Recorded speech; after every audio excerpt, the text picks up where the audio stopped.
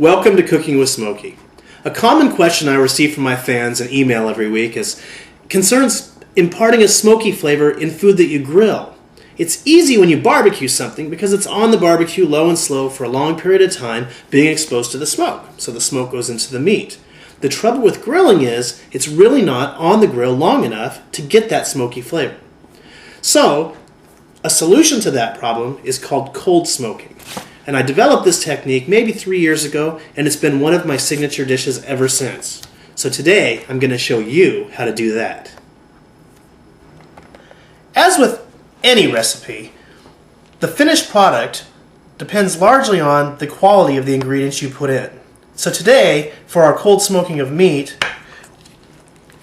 we're going to start off with a big beef tenderloin that we purchased from Costco. Now you'll notice it has a lot of fat on it that I'm going to have to trim off. But that's okay, because it's a piece of cake. Okay, to start, I've taken the meat out of the plastic wrap, and you'll see that there's some ridges in here, and there's big chunks of fat. Now, it's really easy just to cut off the big giant chunks of fat, but the trick is you kind of want to follow the fat, and you're going to end up with almost two pieces. You see how there's a line right here?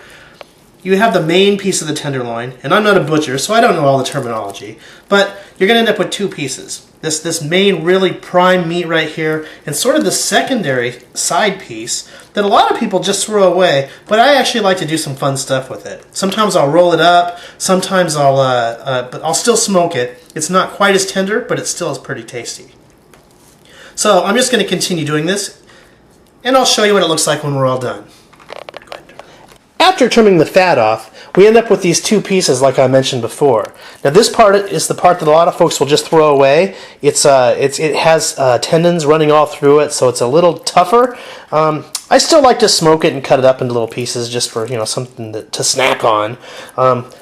But the main course, of course, is going to be right here. This tenderloin is really good, and if you look at that, there's hardly any fat on this side, and I've left a little bit on the other side. If you look in here, you can kind of see some little bits of fat, but not very much. And that gives a nice little marbling effect for some of the pieces. However, all of these center cuts, when they turn into steaks at the end, are going to be just lean, soft, tender, yummy, delicious beef. So there you go. All right. The next step is going to be to rub the entire steak down with olive oil and any old beef rub. Now in this case, this is a secret blend that I've put together, and I actually use the Kirkland as a base. So at Costco you can buy some steak seasoning, just like this, and then you can add your own ingredients to kind of make it your own. After a good rub down with olive oil and a nice spicing, you end up with something that looks just about like this. Now you'll notice I was not shy with the spices. Those will actually soak in a little bit while it's cold smoking. And then some of them will actually come off, it'll just be on the outside. Because remember, we're going to cut this into steaks, right? And as you cut that into steaks, this is just going to be the outer ring of it that's going to have all of that flavor. Almost like a peppered steak, but in this case, not that thick. And here is where the magic happens. So we have a regular smoker here. Just like so. And the top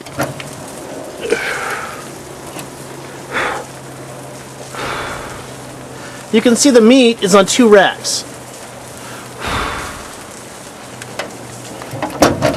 Directly underneath that is a water bowl, and directly underneath that is some coal with wood chips. That's it. We do this for 2 hours. We let that meat just soak in the smoke.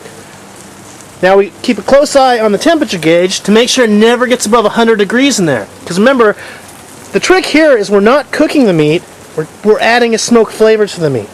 Alright, after the cold smoking process, I've taken the tenderloin off, I've tied it into steaks, and I've sliced them into individual steaks. So that one tenderloin, you can see, has made quite a few different steaks here.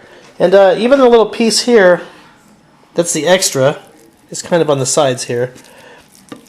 And like I said before, that's not going to be a steak, it's just going to be something sort of to snack on, or I don't know, we'll see. And after 3.5 minutes on a hot grill on either side, this is what you end up with.